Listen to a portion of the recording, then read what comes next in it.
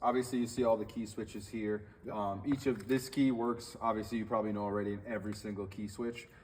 So they are interchangeable. If you did have another key, you can kind of operate 2 units at the same time if you wanted to, opposed to doing one at a time.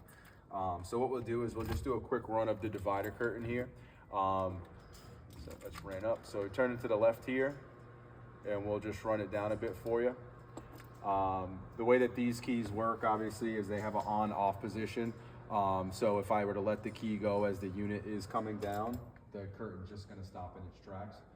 So if anything were to malfunction, you hear any loud noises, something releases or anything along those lines, you can just let the key go, opposed to it being stuck in the on position and continuing to run for you.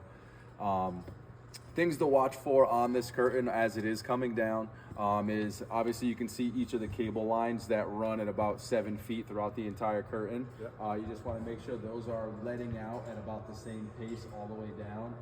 You don't want one coming down a foot or two faster than the other one or anything along those lines.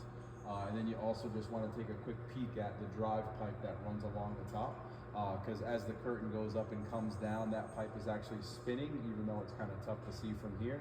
So you just want to make sure it's not jumping, it's not bent or anything along those lines as well.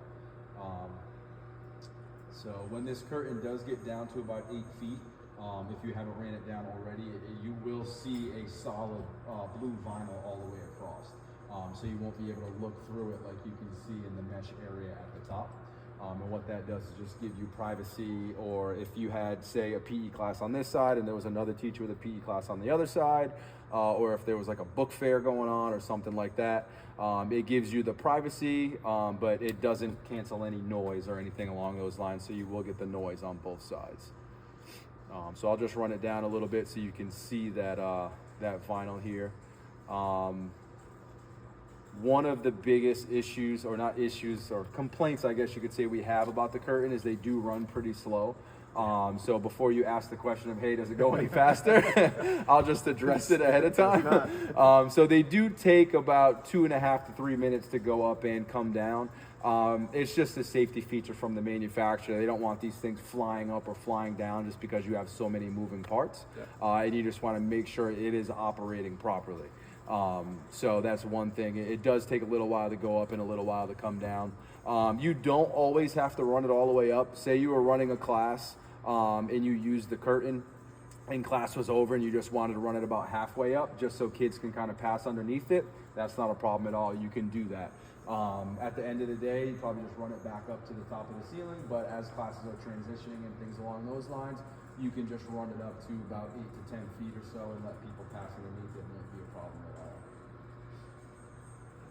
So there's just a couple things I want to show you that you just got to take a peek at every once in a while. It might not be you, it might be the janitors, it might be the facilities department or anything along those lines, but I'll just show it to you since you're here. So there is a bottom pipe that is in the bottom of the curtain. It's the same as the one that's in the top of the curtain that you can kind of see peeking out on the side. And that is actually what's allowing the curtain to raise and lower kind of at a consistent level. So those cables run all the way down through the fabric, all the way down into a pocket that's on the bottom of the curtain that attaches to that pipe. So in that bottom pocket, there are slits that allow that cable to go into the pocket. So every once in a while, you just want to check the slits to make sure no one's tampering with them, they're not getting ripped open or anything along those lines, and you want to make sure the cables and the hardware that's inside of there is staying inside of there and it's not coming out. And then also one thing, we'll go over and take a look in a second, but also one thing you want to recognize when the curtain is in the fold down position, it is not touching your floor at all. If the curtain does end up touching your floor at any point in time, it does need to be adjusted. You never want the curtain sitting on your floor because the weight of the curtain and the weight of the pipe can end up scratching your floor or anything along those lines. And then also one thing to touch on as well is the curtain is in the fold down position. I'm actually still turning the key right now, but there is an upper limit and a lower limit on the curtain so that when it gets as high as it's supposed to or as low as it's supposed to, the motor cuts off on its own even when you're turning the key. So you don't have to worry about stopping it early or anything or running it up or running it down. It'll completely cut off for you on its own. So let's just do a quick walk over, and we'll take a quick peek at those slits. They're on the other side of the curtain. So if you just look here at every single cable line, there's just a little slit. Yep. So you just want to make sure that those aren't being ripped open and they're 5 or 6 inches long. So what they do is the cable comes in, it wraps around the pipe, and then there's some hardware that attaches it and locks it in place. So you just want to make sure that hardware or the cable isn't sticking out all the way down. And then if you see on the 2 ends, there's 2 bolts with acorn nuts here. Yep. 2 bolts with acorn nuts there. Every once in a while, you just want to kind of check those out just to make sure they're not loosening up. What that does is that keeps the pipe inside of the pocket and doesn't allow it to move from side to side. So you just want to make sure those don't loosen up at all on you. Now, if you're playing, say you're playing like floor hockey or something, and someone gets bumped, is it? No, so like, I'm not saying we would never tell kids to do that. But yeah. like, No, if that happens, I wouldn't even worry about it. I mean, you can technically push these curtains. The biggest thing to worry about is that pipe that's in the bottom. You don't want it to get stepped on, or you can step on it, but obviously depending on the weight and stuff like that, you don't want it to get tweaked and bent because then that will mess with the operation of it going up and down. But if balls were to hit it, people were to bump into it, nothing's going to happen to it. It's just going to sway until it's then back to its resting position, and nothing's going to happen to it. Gotcha. Makes sense. All right. So we're good with the curtain here. So we'll just run over and run it up real quick.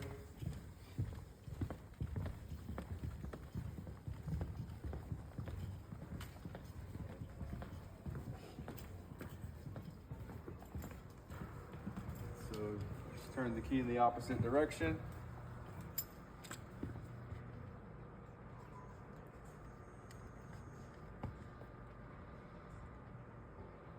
And then the same thing when it's going up. You just want to make sure everything's pretty level across the board. Nothing's going up, obviously faster one side than the other side. Sometimes what you'll run into with a brand new curtain is on the ends, it's not happening on this one or not yet, but on the ends you'll see the fabric kind of bunch up a little bit, which isn't a big deal. It's just the curtain hasn't been operated enough yet to know which way it's supposed to be folding. So it might sound kind of funny, but over time this fabric's going to train itself to fold the exact same way every single time it goes up and comes down. So if it is within reach and you want to go over and just stop it, if it gets bunched up, you just straighten it out real quick. It's not something you have to do. It's not going to break anything along those lines, but it just needs to train itself to fold the same way every single time it goes up and every single time it comes down.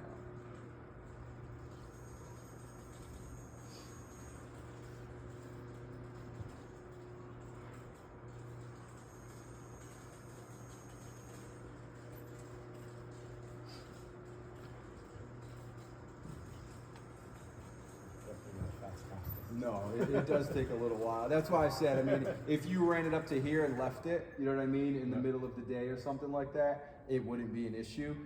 Just because I know sometimes transitioning from one class to another, sometimes it happens kind of fast. Right. So you don't have the time to sit here and run it all the way up. So you can stop it in the middle if you choose to for the day or until you get a break or something along those lines.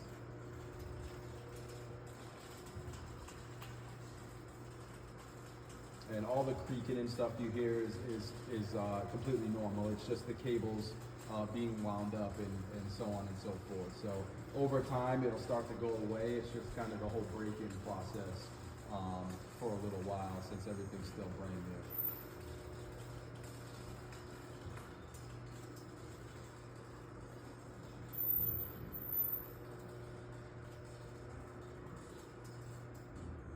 Hi, first grade lunch, are you there?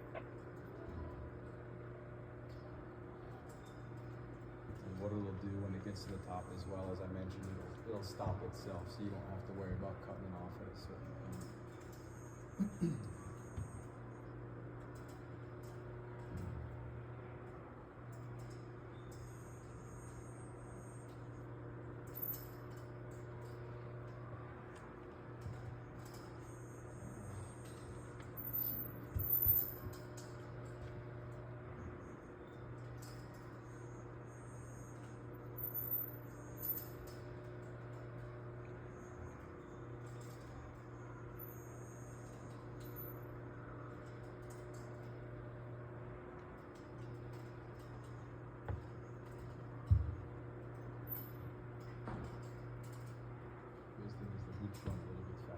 And they don't have to come all the way down to the ground. So.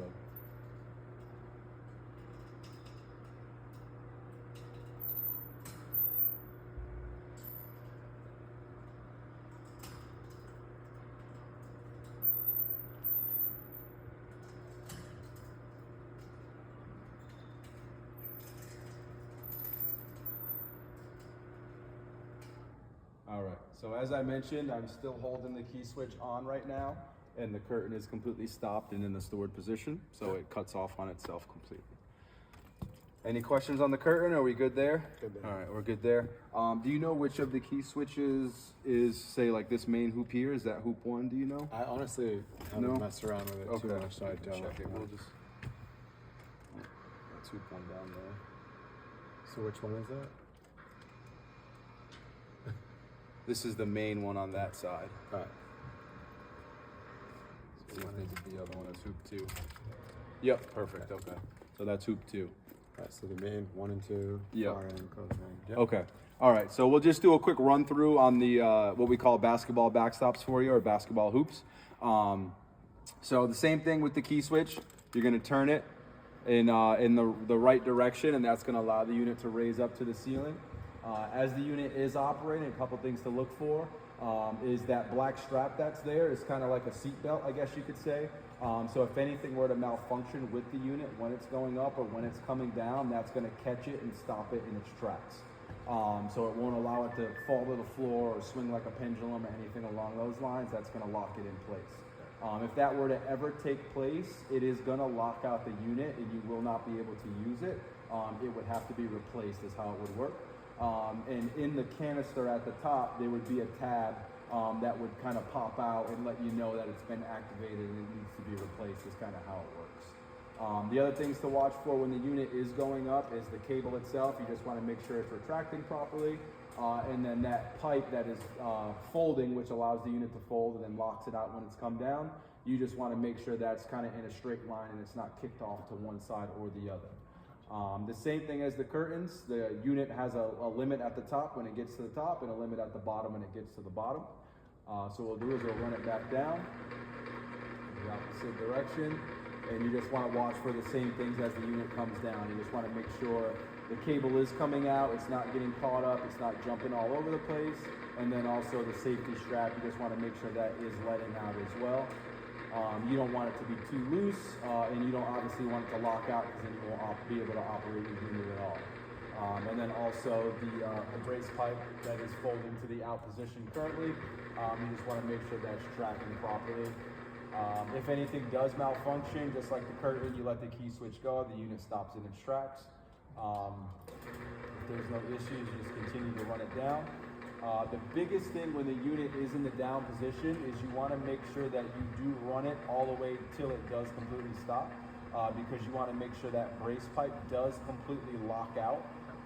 So what you'll see is when it runs all the way out, the cable loosens up a little bit, the brace pipe kind of hyperextends a little bit, and what that does is it locks the unit in place so that if someone were to dunk on the hoop or try to swing the unit or something like that, that's going to lock it in place so that it can't go anywhere.